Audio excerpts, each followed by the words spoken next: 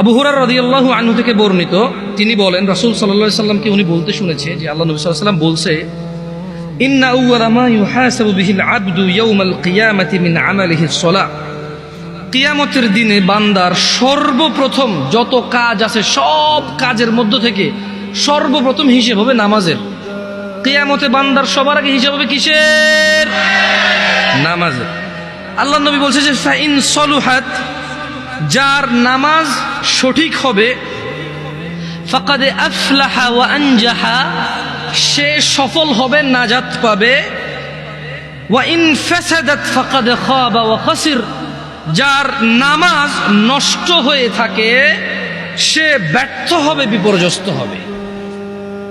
ও হাজি, গাজী, দানবীর, নেতা, নেত্রী, মুন্সি, মোল্লা, মুফতি, ভদ্র, নম্র, যে যাই হও না কেন তোমরা, সমাজ সেবী দিয়ে কাজ হবে না। কিয়ামতের দিনে সবার আগে কোন আমলের হিসেব হবে? যার নামাজ ঠিক থাকবে সে কি হবে? যার নামাজ ঠিক থাকবে না সে কি হবে? তোমরা নামাজ পড়ো না।